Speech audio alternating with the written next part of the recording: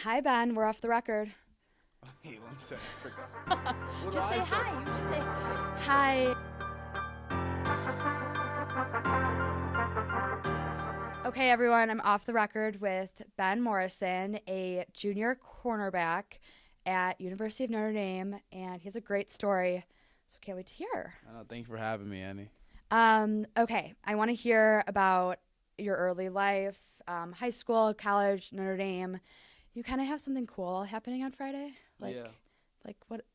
I don't know. I think it's like a game or something. I think so. Yeah. Yeah. I'm not really for sure, but I think it's Okay. something big. Notre Dame has their playoff game against IU, Hmm. and it's the first playoff since 2020, right? Yeah. Okay. And this is the first one under Coach Freeman. And you guys have a whole new team. Uh huh. Okay, so exciting. So let's back up. You're from Phoenix, born and Well, raised. Virginia for 12 years. I Oh, lived in all Virginia right. for 12 years. Yeah. And then moved to Arizona. Did middle school and high school there. Okay. So yeah, Okay. And you are one of five, correct? I'm the baby. You are? Yeah. Okay. So name them all. All right, we got Faith, the oldest. Then Okay. we have Sam, Grace, Naomi, then me. Okay. Oh, yeah. Yeah. And rare. All five of you. Yeah. My dad did a good job. And my Yeah, mom. I know. What was it like growing up with being the baby of five? Were you always like getting taken care of, or was it like Ben keep up? I think I was always the one being taken care of. Okay. I think more so my younger sister Naomi was more so being keep up, Mm-hmm. but with the other three, it was kind of me being taken care of. And I was honestly like the problem child. I would cause a lot of the Were you chaos. instigator? Yeah, I was. Yeah, yeah. Cause a lot of the chaos. Kind of started a lot of things. But I think I was all the kids' favorite because I was the baby. Yeah, And they all kind of like watched me grow up. So I think that was pretty cool. yeah. It's special too. Hmm. Do you like being the baby? I do, and especially now because like I'm able to see like things that they've gone through, mistakes they've made, and I'm at the age that they did those things. Yeah. So I kind of learned from their mistakes, but I was so young, so I was like kind of like I don't know, naive to college and all that stuff because I was Okay. like I'm gonna go there just like them. But I think that's what helped me get to where I'm at because I like it never seemed like unachievable. Okay. I mean, you watched them go through all their recruitment processes, and then you went through your own, and you're probably like, okay, just take a little bit from everyone, Hmm. right? How was the competitive aspect? Like, were you guys always running around the house, It's crazy. playing Like, outside? Like, what was it like? it was because like no one was like it was rare for all five of us to be home during a weekday Okay. like at the exact same amount of time. With my sister did gymnastics 45 minutes from the house, Okay, so it would be from 3 to 8 o'clock. right. So She travels there an yeah, hour, practices 3. Yeah. and my parents would be the ones to go get them Okay. and drop them off. So like I would be in bed by the time they're getting back. So I already went through my whole day. And then my Okay. brother, he went to high school, probably 45 minutes away from my house as well. Wow. He took the metro from where we lived Okay. at the time lived in D.C. His high school was there, so he took a metro into the city Mhm. and then took it back. So like us being home at the same time was very like a rare occasion. At like Okay. it had to be at the right time. But the weekends were like when we were all be at home at the same time, and so I feel like home was like where we rest. Like no one was trying to like be competitive. Everyone kind of took their like It was like a break it then. was yeah it Okay. was. That's cool because where did you develop your competitive spirit from then? I think I was one who played outside a lot because I couldn't Okay. play sports early on because my parents they had so much on their hands. Okay. So I like developed it with the kids in the neighborhood, just playing outside all day, That's really normal. doing all that stuff. So I think that's where my edge So came from. okay. So what was your day to day like? Oh my! At what age? I don't know, like childhood, like All right. in DC. Yeah. So I mean, I would go to school. Mhm. My dad would pick me and my sister up, Okay. and then so it's crazy. He worked in D.C. Okay. So my dad would drive 30 minutes from D.C., 40 minutes from D.C. Wow. to come to Loudoun County to pick us up. Okay. And then drive 45 minutes to Fairfax to drop my sister off for gym, Wow. How kind. and then drive me back home. Okay. And that would be like 4 or 5 o'clock, and I'd come home, probably see if anyone wants to play outside. If my friends are out, do that, and then come home, probably do the minimum homework that I had at that age. And then go So inside, easy. eat, and do all that stuff. And my parents have got to go do it again and go pick her up. Yeah. So you were just watching it all go down, Yeah, and what were you playing outside? Were you playing football? I was basketball. Okay. Yeah. Yeah. Where did like basketball go? Like when did football come in? Well, I guess? mean, I was never really good at basketball. Okay. But it was like a fun Yeah, neighborhood it was just fun thing. to play. Yeah. And then also like football, like we play catch in the backyard Yeah. and stuff. but like we didn't have enough guys to play 7v7, 11v11. So Right. basketball was more easier. Yeah. One-on-one type stuff. Especially because, I mean, with the throwing the football, your dad played for the Washington Redskins in 92? Something like that. Something around there. Some old time. Yeah. It's really not. Okay. He played at Arizona too. And your brother plays there now. Yeah. Correct? Yeah. Okay, that's cool. How many years apart are you guys? Sam, man, I want. 2? No, I'm trying to think. We're 6 years apart. Oh, okay. Yeah, we're 6 years apart. As like a young kid, were you aware of your dad's career? Kindergarten, I remember being aware because I would see his like player cards laying around the house, and like what his was that jersey. like? I mean, I didn't understand the magnitude of it because I think like at that age I was a big fan of like the players then. So I was like, there's no way my dad was playing on TV and stuff like that. So I mean, I would see it and be like, oh wow, like it's cool. But like now that I'm older to appreciate it, like understand how hard it is to make it to NFL and let alone play in the NFL, like I appreciate it more. But when I was young, I mean, I just thought it was cool. Did it inspire you to play football? Yeah, it did, but like, I've always wanted to play football. Okay. Like, that's just always been like my thing, like football. How did it become your thing? Like, what was the time where you're like, okay, wait, I'm gonna pursue this? I think high school? No, I knew I was gonna be. I don't know how it's gonna come off, but like I knew I was gonna be really good at football before I even played. Like I like. Wow. Like I like had a like I would tell people I was just like. I remember telling my neighbors I was alive. I would be like, I scored 8 touchdowns this week and not even play football. Oh wow! Like, I wasn't even playing football. It came naturally. Yeah, like I was saying I scored 8 touchdowns. You're probably like, shit, I can do something with this. No, literally. No, I was lying though. I would lie to them and be like, I would lie and be like, guess what? I scored 8 touchdowns in my football game, but I wasn't even enrolled in football. So oh my god, to the neighborhood kids. Yeah, so I would just like brag and like look at me, but I wasn't even playing football. Oh my gosh. So yeah, I just always knew like I had a knack for football. Like that's what I wanted to do, and then like from a young age, I was just like, I'm gonna be good at this. Wait, that is wild. Oh my gosh. Yeah. Okay, so I want to go back to your dad. How do you've seen him on the field and you've seen his successful career, going from college to the NFL, but then he earned his master's in divinity. He's a pastor. Yeah. How do you lead with faith on the field? Yeah, I think for me, I'm still something that's developing as time goes on because being able to hear his story and kind of like, I don't know, like live it kind of now. There's a lot of parallels now. There is. There's a lot. So now, like being able to see like the man he's become after football and even like his transition outside of football to where he's at now, like it's relatable right now. But for me, it's just like how do I become like the best man I could be? And like it's tough. Like some days you feel like, damn, I'm an awful person. Like you think about the mistakes you've made in the past. You think about the things you've done in the past. You're like, wow, you kind of like just make yourself like less than what you actually are. But then being able to see how my dad was once, living the way he was and becoming the man he is for my mom, been with her for about to be like 30 years. Oh my goodness. 5 beautiful kids. The background they have no business doing what they've done. Right. So that gives me hope. I understand. Okay, I got time. I could become better. 1,000%. Yeah, so all that stuff. What do you tell yourself when you make these mistakes on and off the field? Yeah, for me, it's like off the field. It's just like, okay, like how am I honoring God? And like you got. That's a question that like I kind of like. It's like a whisper, like I know like I'm doing something wrong. It's like how do I like? So I'm like, hey, how do I actually honor God? Yeah. And like sometimes I listen to it, sometimes I don't. But I think that's just like the growing pains with God and understanding like you're not gonna be perfect. And on the field, it's just like, all right, the position I play, you're gonna make mistakes. So that's kind of my mindset. Okay, let me stop him. Like I love to find a way to do that. Okay. No, that's a great point. Like, I think that we have to all give ourselves grace, and it's hard to be like, wait, I'm not. Mm-hmm. I don't know, when a mistake happens, yeah. I'm always like, oh my God, and I just kind of go down. But like, it's so normal, and we're all human. Mm-hmm. How do you handle the spotlight? I just remember and making mistakes in front of a big spotlight.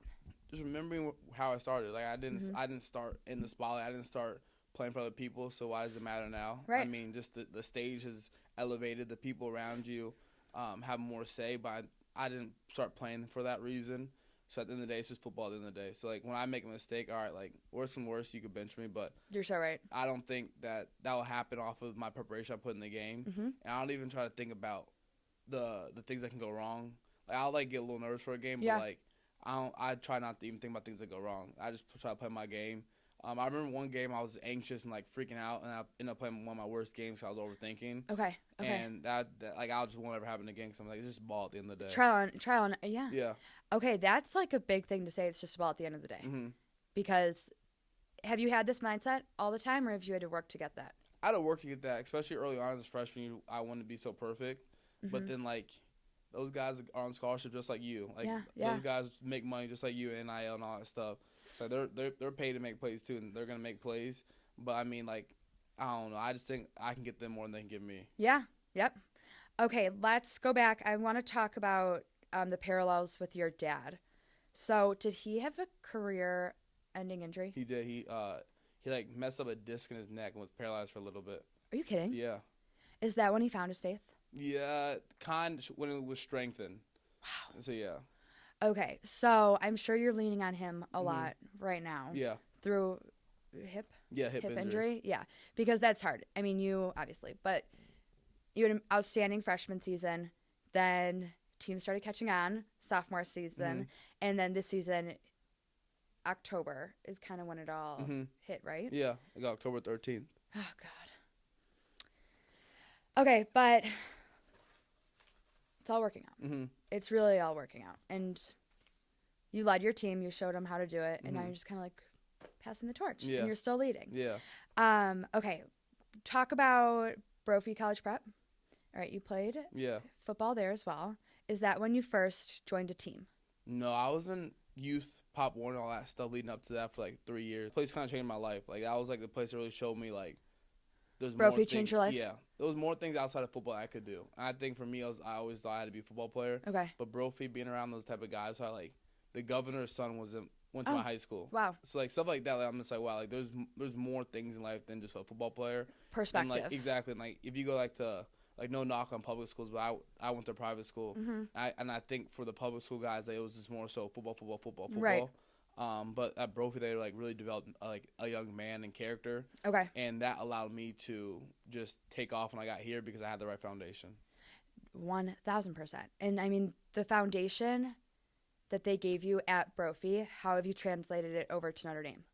I think for me, it's just the simple fact of hard work. I mean, I struggle in school from a young age. That school's always come hard for me.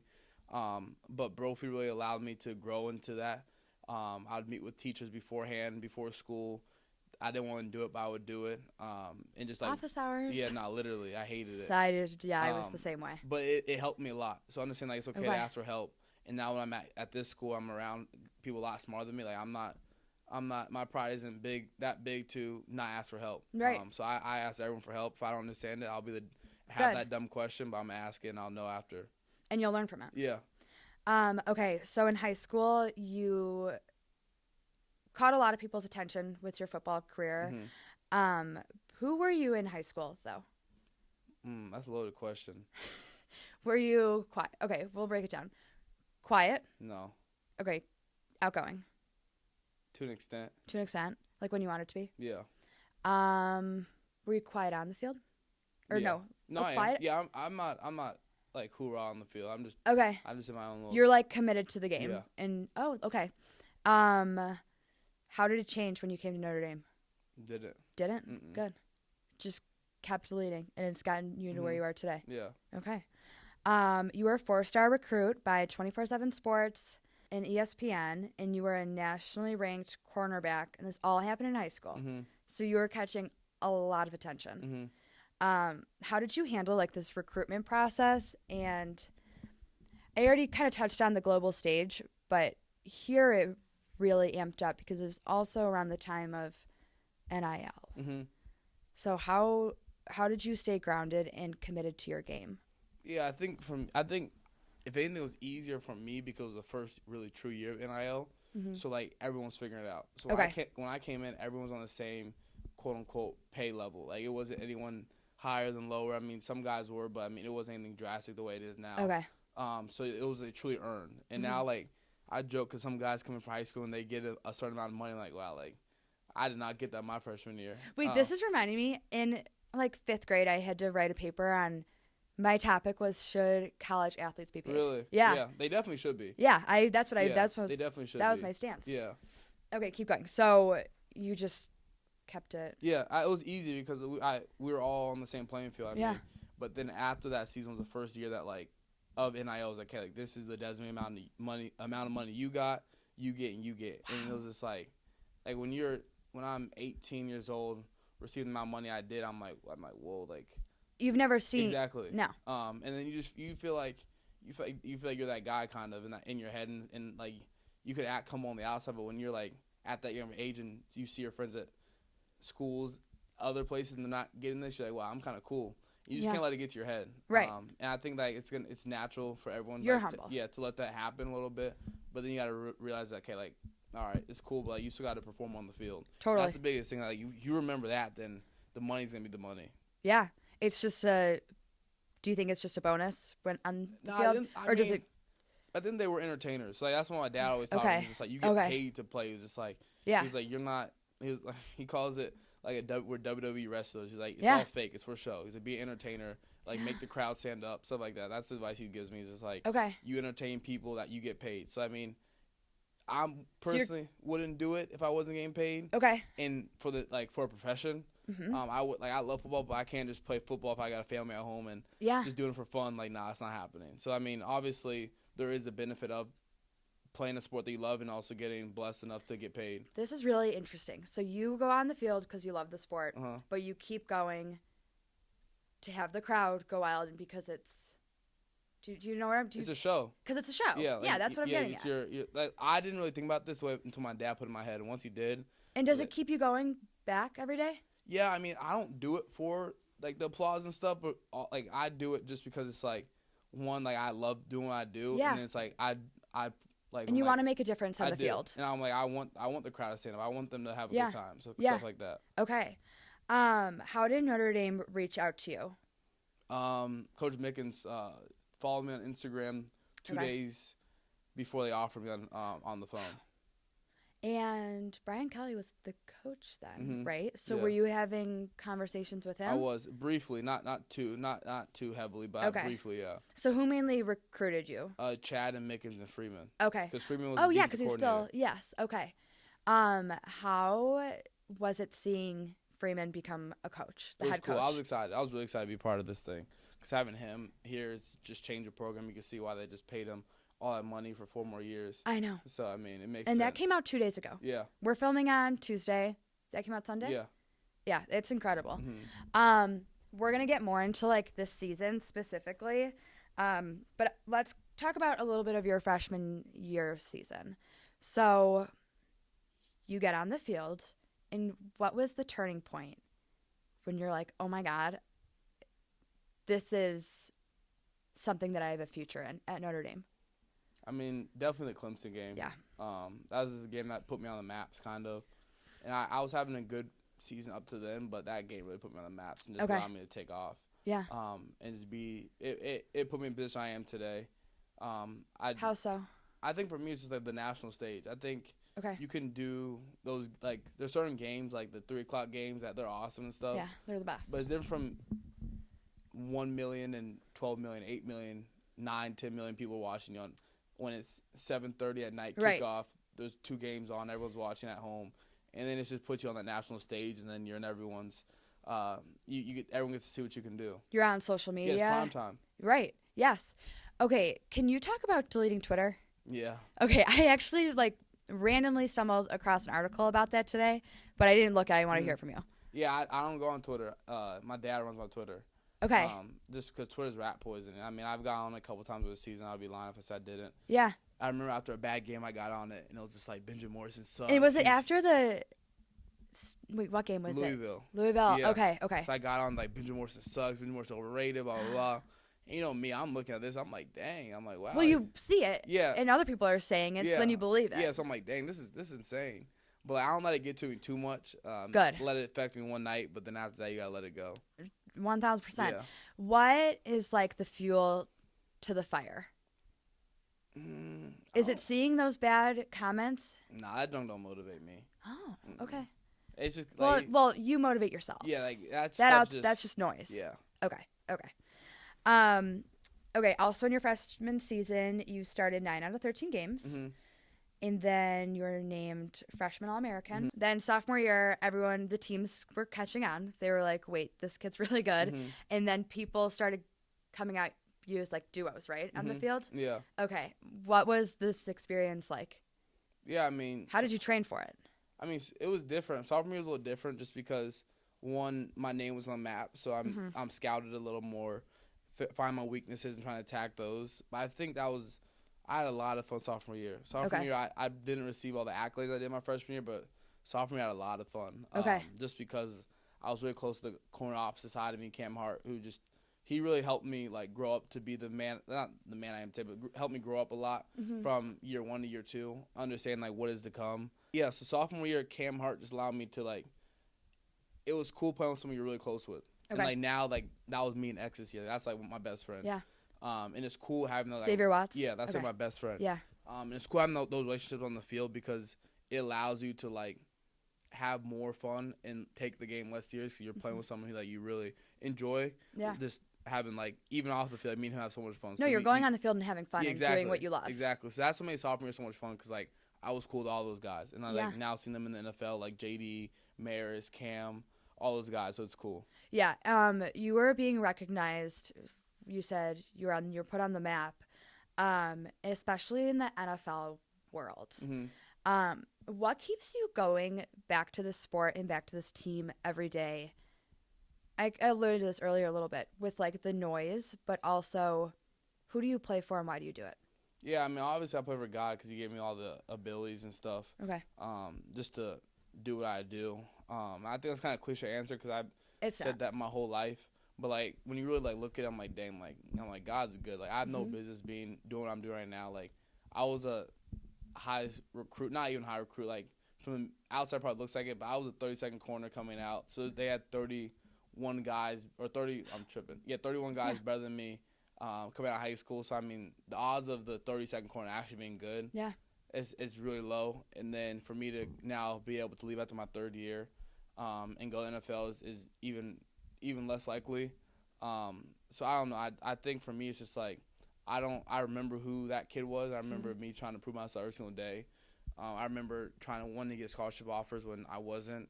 So that kind of motivates me and keeps me going because like that person never left me. That drive never left me because I was just like, I'm gonna prove everyone wrong. I don't think that's ever gonna leave me. No, it keeps you going, and that's who you are now.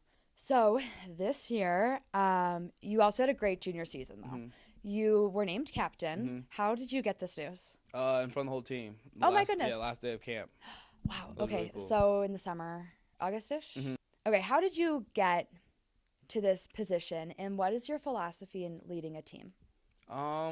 Is being unorthodox, being selfless, putting those before you, understand that like you are the voice kind of on the team with your fellow captains, but also giving other people a voice. Like don't try to be someone who's gonna overpower anyone. I understand that these guys have just as much to say as you do. You just have the label. Okay. And that's how I don't think of myself any higher because I'm a captain. Yeah. I see myself as one of the other guys. But it is a blessing, and it comes with tasks and stuff that you got to get done. But it's nothing that I wouldn't ask for. Yeah. I mean, but you're also giving. You're a listener too, and you're giving your teammates great advice and showing how to lead, which is really a great opportunity and super, super special. So how did October 13th, I know we're only like 2 months out, but how has it changed you as a person and a player? Yeah, I think it's revealing that to me every single day. Okay. It's some days easy than other. Like, I don't know why. 2 days ago, it just hit me out of nowhere. I was just so mad. I was just like, really? Why this happened to me? Yeah. I just got frustrated because, like, obviously, like. So normal. Yeah, I love seeing everyone do well, but, like, as a competitor, like, you're jealous of seeing guys out there play. You're jealous of, like, you miss playing football. Like, you're not jealous of a certain person. You just miss playing football. So you're jealous of everyone who's healthy. You're jealous of everyone could just go out there and do what they want, play football.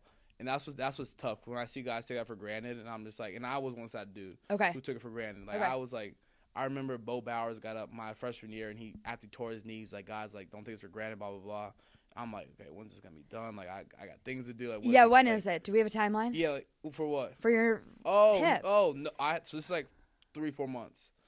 But, to go? Yeah, to go. Okay. So it'll be good. But I remember doing that, like, because when Bo was up there, I was more so, like, thinking, like how much time, like, is he going to be chatting? Yes. I was just like, he's just chatting. I'm like, I'm all right, I got to go pick up my friends, like, blah, blah, blah. I'm like, how long is this going to take? Yeah.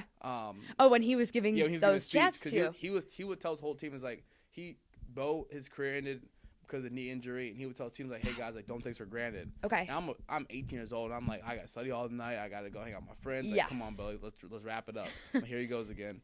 But, like, now that, like, I'm injured, I'm like, dang, like, it makes so much sense. I was a kid. You get it now. So it's tough, man.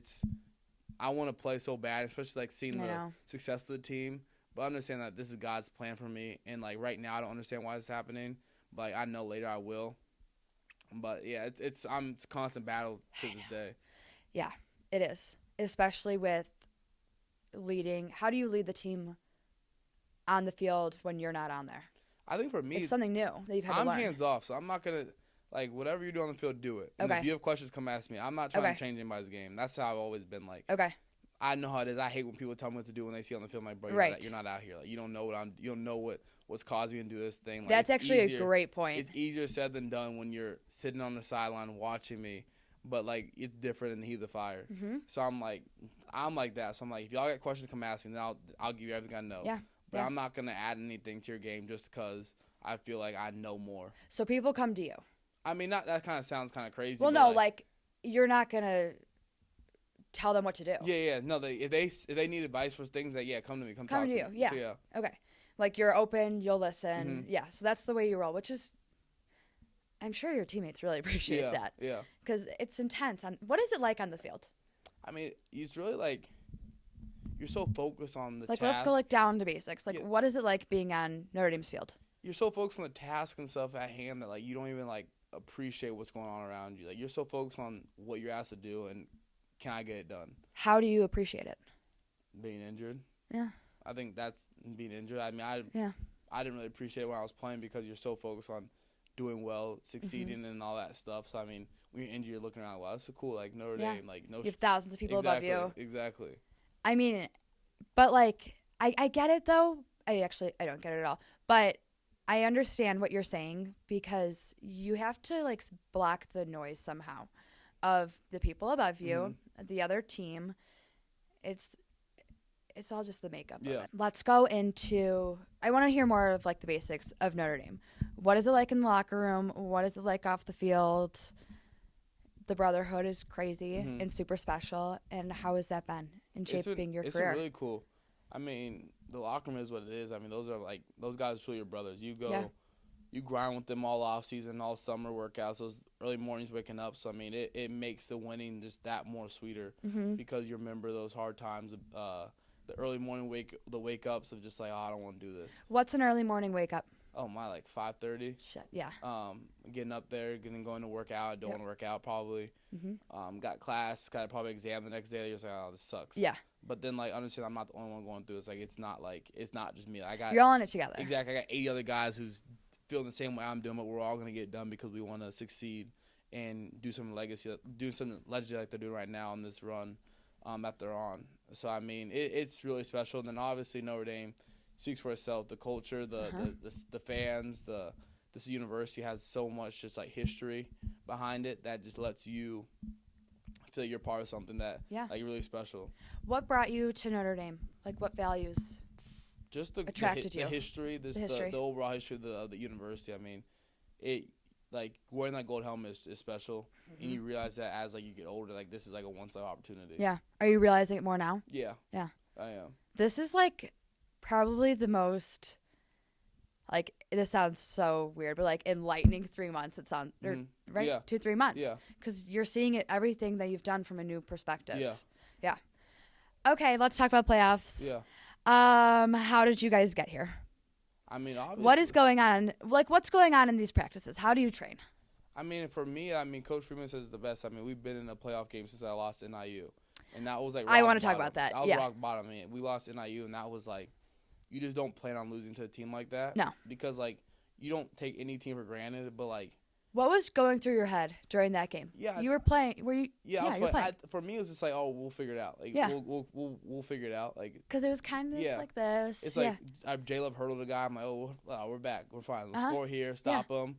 But like, we just never got in our groove. I think for us, it was like understand that like we went in that game feeling like, okay, we're Notre Dame, so we're gonna win. Mm-hmm. But like at the end of the day, you can lose any time. So I mean, we've been in a playoff game. I'm so sorry. It's fine. It's I'm fine. what's going on. We've been. Do you have to be anywhere? No. I Really? really don't know why. I'm turning all my alarms off. Okay. What time is it? It's 7:15. Great. Let me see. Oh, I have one at 7:34. Oh, we're at 35 minutes. Okay.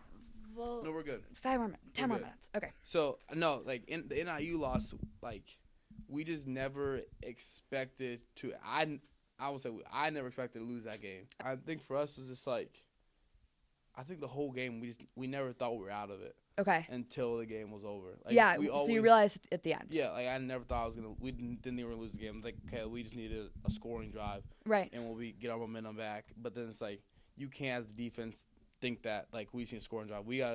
If we gotta create it, we gotta create it. And the Yes. offense gotta be like, okay, we're gonna create it. So it has to be both ways. We can't think it's like, or like, we can't allow the offense to depend on us and we depend on them. Like it's just like we should go out there, play football, and see what happens. Like don't Totally. think, all right, we'll get our momentum back once they score. And then once we lost that game, it was just like we've been in a playoff game since. If we lost another game, we wouldn't be in the playoffs. Seriously, because it was game by game. You had to win to get to the playoffs. Yeah, we had to win. So I think for us, it's like we never took those games for granted. It's like we've had the pressure of having to win every single game. So like, now this is nothing new. Well, your defense has been at an all-time high. Mm-hmm. How have you guys gotten there? I mean, I think we have the best coaching staff in the country. I mean, our I defense know. coordinator, Coach Golden, is exceptional, and then Coach Mickens, I don't really have to say much for him because like his track record speaks for himself, and he's just that dude changed the way I play DB, and Yeah. he's gonna. They need to pay him a lot of money because he's the guy. Yeah. No, it's actually super incredible, and Yeah. it's great to watch. I was watching something about this upcoming game, which we'll get into, that your defense is really going to give IU a run. Yeah. Do you believe that? Yeah. Okay. What's the plan for IU? I mean, just to play our game. Don't allow us to do anything different. Just play Yeah. our brand of football, and we'll be fine. But don't allow the stage to get bigger than what it is. Don't allow the opponent to get bigger than what it is. At the end of the day, they're a great team, but we gotta play. We gotta play our best ball, and I think our best ball will beat anyone in the country. Yeah, I agree. What is like the plan for playoffs? One day, one game One at day. a time. Okay, good. And so yeah. How do you feel about playing IU? I mean, it's all of a sudden a football school. Yeah, it's fun. It's college football. It's Yeah. so cool. This is an opponent that you never expect really to play, so now you have opportunity to. So it's cool.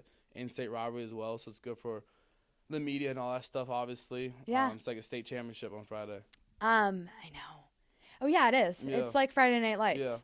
Yeah. Okay, so we'll wrap this up. We'll have to we'll do a follow-up All right. later on. All right. Everyone, we're getting kicked out of the studio. Yeah. What does the future of Notre Dame football look like, and what is the perfect recruit look like for you?